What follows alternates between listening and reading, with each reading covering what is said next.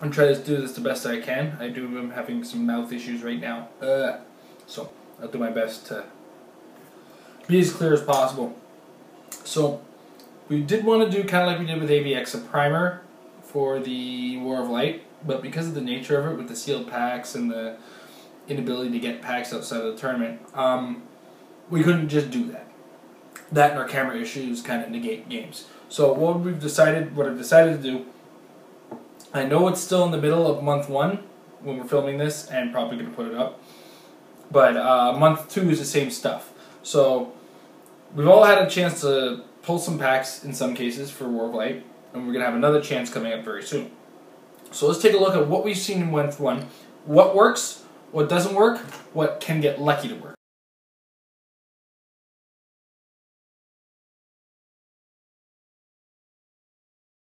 So the first thing I want to point out is through the set, one of the things that really stands out to me is the effectiveness of the blue lanterns. So we've pulled Sister Cersei, Brother Him, and the Blue Lantern Recruit, and Brother Worth, in myself going to 2 and Amber going to 1 with me. As well, we've also pulled the Ganthet, but the Ganthet's kind of high point for what I'm going to talk about with regards to the Blue Lanterns. These are your pit crew. Sister Cersei is the supreme pull because she's got telekinesis to give you mobility. She's got that increasing perplex to give you that kind of flexibility of whatever power you need at the time. Plus she's got probability control. She flies and she's got willpower. There's nothing wrong with this figure at 66 points at all. The only issue I can see is that her flying only comes into effect with maybe a handful of characters because I don't know if you've noticed, the War of Light is full of flyers. Just something to point out. The Blue Lantern Recruit's kind of like a lower point, less effective version, mostly because in place of probability control you get enhancement, but you still have, I believe it's that perplex power in the white movement. So he's not a bad choice. He's just lacking a little bit more of the flexibility that Sister Cersei has. Then you have Brother Worth, who kind of comes in at a combat version of all of this. He's got flight charge with a 10 movement, plus he's also got invulnerable, probability control, and the special perplex. Now when I say the special perplex, the Blue Lanterns are limited to only increasing combat abilities. So when you're doing it to your own team, that's fine. When you're doing it to the opposing team, you're not touching them. And then there's Brother Him, who's got probability control, an awesome enhancement, and the perplex. He lacks the TK that Sister Cersei has. He's a little bit more points, and he loses most of this after the first click and then becomes a combatant himself. But Brother Him is a very effective character if you're kind of playing a close together, close-knit team. My second tournament I went to in month 1, I was playing him next to a Hal Jordan. And my team was like Hal Jordan, Brother Him, and a couple of Orange Lantern constructs. It didn't do too well, to be brutally honest. But for me, I think it ended up being the best choice. I also had a Sinestro Corps Recruit on the team. Get to them in a minute. One of the things I really want to point out about the set is this is actually a set built with sealed in mind. If you look at the division of power, a lot of the best characters are rated at a common or uncommon level.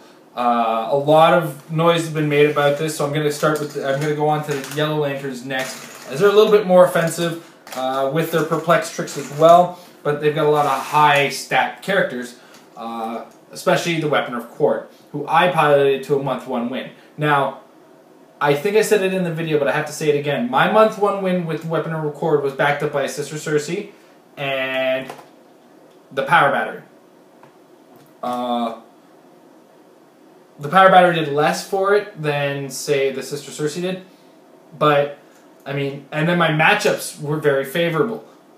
If you feel that, like, the thing about this set is Weaponer does well because the whole set ends up being a tent pole and a figure in a lot of strategies, and those are the ones that end up doing very well.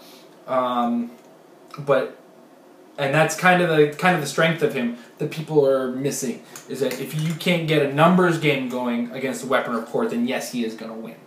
One of the things to note, though, is that the Power Battery does have some stopping power on it. I do have an episode next week coming up on that to discuss something awesome that has come up in the metagame that is very important. Going on, Lysidrax is pretty cool. I don't know about her favorability with regards to sealed. Her perplex is cool, where you get the precision strike against a character that you perplex down. Her probability is cool if you've got another character who's got Sinestro Core. I think she's a little bit more effective and constructive than she is in this. That said, there are some more offensive elements. Mongol kind of comes to mind next to a Weapon of Chord. Both of them very strong, very beefy, very hard-hitting, especially if you want to get that first strike in. Also, Mongol would go well with a Sister Cersei in play. Bodovian, as far as sealed goes, he's 115 points, is not terribly high costed, but he's a kind of a sitting cannon, and the map really has to be working for you for him to be functional. Now, that's not to say he isn't functional in any way, shape, or form. He's a really good character, and I've had whole games in constructed games where he hasn't been touched, courtesy of Dispolis killing things. So, there is that. The Parallax, I've lost to the Kyle Rayner Parallax in a game. Good figure. I've lost him in the second month. He's got running shot. He's got some solid stats. I've also beaten him in the first tournament. But he comes packaged with Dispolis, which makes him a gigantic problem, as you can imagine. The fact that he can carry Dispolis at no penalty, plus between the two of them, you still have about 35 points left over to kind of throw in an Orange Lantern construct who can bring Dispolis in if you happen to pull it that way. Overall, the Sinestro Core. It's kind of your cannons, your glass cannons, to say the least, because a lot of them hit really hard, but they can't take the hit that hard back. Carousel is pretty neat because she brings the pack who can do 3 attacks. That's not a bad thing. She comes with sidestep while she's got the pack on. She's got super senses. She's also got a 17 defense with energy shield and the cool perplex power that the Sinestro Core comes with. While she's got the pack on her, she's good. While when you pop the pack off, nothing wrong with that either. Very decent figure for 95 points. My favorite kind of character because she's an animal and she creates things. So there is all of that. So we're going to move that aside now. Next we're going to talk about the Orange Lantern Core. Very small. You got Hal Jordan, you've got the Orange Lantern construct, and you got the controller construct. Nothing about these guys really stands out. Syed's pretty cool too. The Orange Lantern constructs are neat because you can give them sidestep when you take an action with a character who's 75 points more with the Orange Lantern keyword. Don't try to force the issue. Do not bring a character on who could become an Orange Lantern because you happen to pull an Orange Lantern ring. That's a 1 in 3 chance. Don't count on that. Please. I've seen people try and weep and they don't do well with it. Next up, the Green Lanterns. They're a different beast altogether. For one, 2 of them are primed. That would be Tomar 2 and Gallius Z.